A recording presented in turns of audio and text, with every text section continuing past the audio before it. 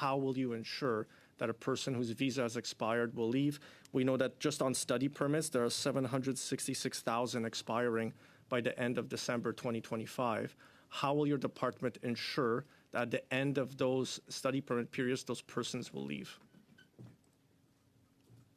Again, there are many ways that people leave the country, Tom. The vast majority leave voluntarily, and that's what's expected.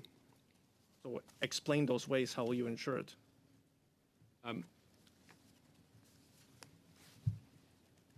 We work with our partners, including CBSA, to investigate, obviously, and prosecute those who violate immigration law. If someone refuses to leave, they're in violation of the law.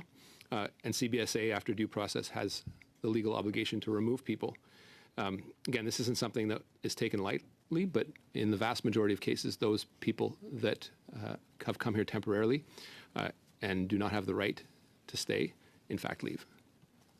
So then my next question will be, your plan calls for a cap on international students, 485,000 2024, 437,000 2025. There's been adjustments to those. So obviously there's a discrepancy between the two. So how many do you project will leave the country then at the end of December 2025? All 766,000?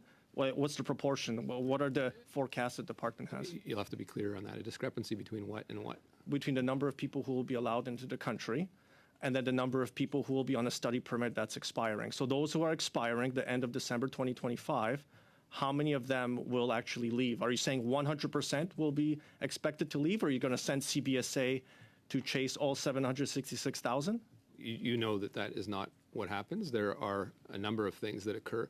Some people actually get renewals. Some people get postgraduate work permits and stay a longer period. And we do work with CBSA to monitor these things. And when Statistics Canada reports on these, they take into account a whole variety of factors in estimating how many people are here and how many people have left. So at the end of this year, 2024, how many international students do you expect to leave, and how many have left so far when their study permits expired? How many have left as of November today? We don't have that number. October 1st. Can you provide those to the committee? I don't know. We could look into it. Minister, how can you not know? It's in the immigration levels plan. There's a bunch of charts on page 22 starting about temporary resident immigration to Canada, persons who are in the country. It's in the immigration levels plan. It's in there. So how can you not know what that number would be?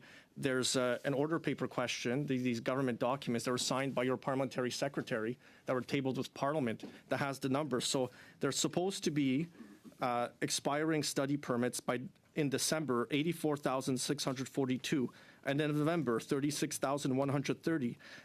In October, 10,182. In the month before, 127,348. So how many of those people are still in the country? How many have received the renewal?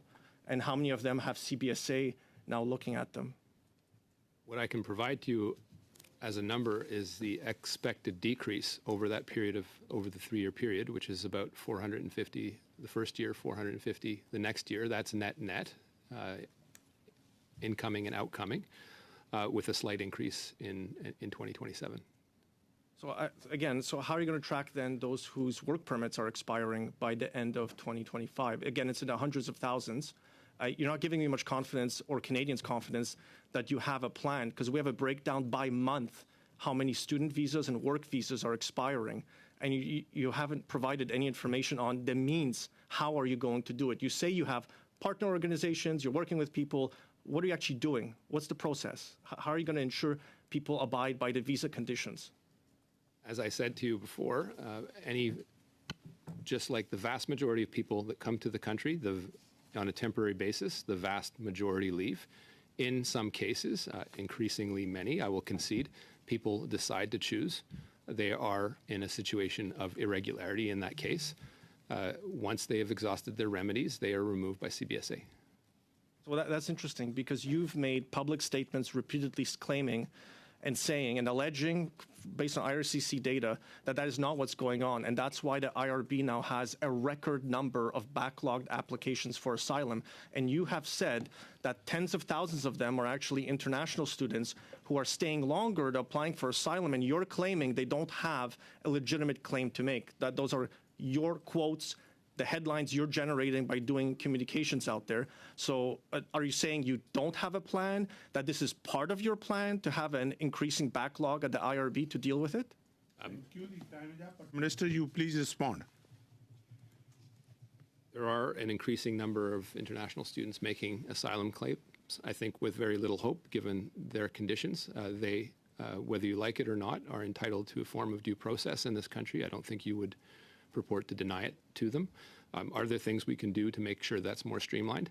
I would encourage you to follow the next few weeks as we propose more amendments to the immigration system and the asylum system.